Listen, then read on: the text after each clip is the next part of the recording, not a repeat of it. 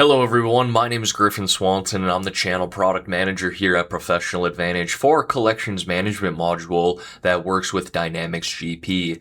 And we've been creating a mini series of videos breaking down the features and functionality of collections management to give our customers a better idea of how this product actually works. And today we're going to be focusing in on the automation of collections management, creating collection plans and processing those plans. So you can see I'm in Dynamics GP here right now. If we go into the sales area here within GP, scroll down on the cards area, there's a number of different collection items that we can set up from here. But again, today the focus is going to be automation. So we're going to start with these collection plans here. And what these collection plans are is they're a set of steps or workflows that execute collection actions based off the customer's oldest outstanding invoice. So you can see here, there's a number of different steps. You can create up to 20. You can set the days overdue, along with the actions that's going to be processed to your customers. Now, just to give you all a better idea of how these actually work, let me pull open one that I've already created. And we'll actually go through a few different examples here of how these plans could be set up, but just note they're completely configurable, everyone. You can set these up as you feel fit for your specific collection practices and needs. Now, the first example we're looking at here is called a collection plan of good customers, something that's a little more relaxed in terms of a plan. We would assign this to customers who are notorious for making their payments on time. But you can see down below, 7 days before an invoice is considered due, 5 days past due, 14 days past due. Again, it's a little more relaxed plan. But what happens when we have customers who are not good paying customers and we want to follow up with them more frequently? Well, I've created a plan here called the high risk plan for those previously late paying customers. And yeah, we're going to follow up with them a little more frequently. I also have a plan here called the regular plan or a standard collection plan, and this is something that I would use as kind of the default plan for all of my new customers within GP. But again, everyone, these are completely configurable. You can set these up as you feel fit for your collection practices. And also, again, everyone, this is going to be based off the customer's oldest outstanding invoice. So I notice here on the regular plan or the standard collection plan, we're sending out an email to this customer 7 days before those invoices are ever considered due. And what's happening here is we're executing an action called soon due. And I can drill into any one of these actions, everyone. So let's do this here for soon due. Again, I know that this is going to be a collection email because we have a letter attached to this specific action. And I can drill into this letter here and review what the customer is going to receive. For example, the default subject. You have invoices that will soon be considered overdue. The invoices we're attaching to this email include all invoices not overdue. Again, sending this 7 days in advance. And then you notice the body of the collection letter or email here. We're including all invoice detail along with some collector information.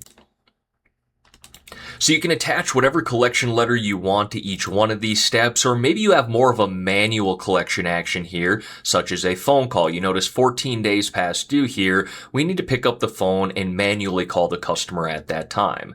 And then as long as that customer's invoice has not been paid, we will take them through the steps in this plan. So just to step back here once, you can go 5 days past due, send a reminder. Again, 14 days past due, we have this phone call. 30 to 45 days, we're sending out a couple more letters, so on and so forth until you come into the final action here, which in my case is step number 9. Again, you can use all the way up to step number 20, but whatever the case may be for your collection plans, whenever a customer gets to that point in the plan, we basically have two options for you, and that's called at last step here you can see at the top. Number 1, maybe we just keep repeating that last step, sending the customer an email every 30 days, telling them their account has been put on hold.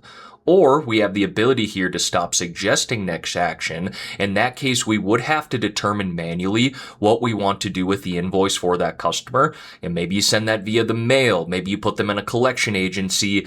Ultimately, that is up to you and is subjective at that time. And then the last feature that we have here for these collection plans is setting a minimum amount due. And basically what you're doing is setting a floor there. If your customer's invoice does not meet or is below that minimum amount, it will not take your customer through the steps in this plan. And you do have the ability here to set up a different minimum for each plan you have set up, and you could zero that out if you wanted to as well. Now the question becomes, okay, we assign these plans to our customers, but how are we actually executing these collection actions? We're going to drill over here to the transactions area now within GP. You can see we have the collection plan processing feature, and this allows us to send those actions out in mass. Now this is a bigger window, everyone, so bear with me, but what we're looking at is all of our customers on a collection plan scheduled to get their next action. And there's a handful of different ways that we can review this window. For starters here, we can hit this customer drop down, review all of our customers with a balance, review all overdue customers. Maybe we want to sort by a collector or even a query that we've built, or say, hey, show me everybody at the end of their collection plan. For today's example, let's go with overdue customers. Now I can filter by the customer name here. I can sort by the collection plan they're assigned to, the last action they received, or the next action they're scheduled to get. So just to give you an idea of how that would work, let's do overdue customers here on a high-risk plan. There you notice only 3 customers meet that criteria. We could review the customers at that time, the actions they're scheduled to get, and then process that group of customers here. The reality is, though, everyone, the ultimate goal of this window is to be able to review all of your customers and process all of your upcoming actions. But what happens if I run through this list here and I go, hey, wait, Pacific Digital, I just spoke with them on the phone this morning.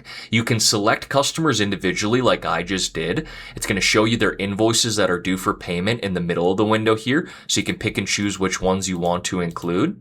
You can also modify this text here, maybe say, hey, James, I know we spoke on the phone this morning, just wanted to send you those invoices that we talked about. You can modify that quickly and then process just that customer. Or maybe you say to yourself, hey, look, I just spoke to them this morning. I don't need to send them another reminder via an email. So what you can do here is you can select that customer again, hit this customer drop down, and remove that customer from this list. But that is temporary. If you notice here, Pacific Digital has been removed. But if I leave this window, go do my normal day-to-day GP activity, come back later that evening, or even the following day, if I drill into this collection plan processing window again here, select overdue customers, there you can see Pacific Digital was repopulated because technically they're still set up to get their next action. Again, the ultimate goal, everyone, here is to review all of your customers, review the actions they're scheduled to get, and then process all those customers at the same time. To which we're going to give you one final report here breaking down each one of those collection plans and the actions that are scheduled to go out. And one of the big reasons we do this here is because if any one of your customers are not set up with a valid email address within their customer card in GP, we are going to warn you here to go back and set them up with an email address because currently they don't have one assigned to them. Now at the bottom here, you do have the option here to send email only, send an email to those who have an email set up within GP and print those who do not, or print only. If you were to choose this option here to email and print what does not have an email address set up, in that instance you would have to determine what you want to do with the invoices for that customer manually. Again, maybe you send them in the mail. But ultimately, everyone, that is the automated collection plans and the plan processing window. If you have any questions or comments for us, you can reach out to us at professionaladvantage.com and submit a form via our contact page.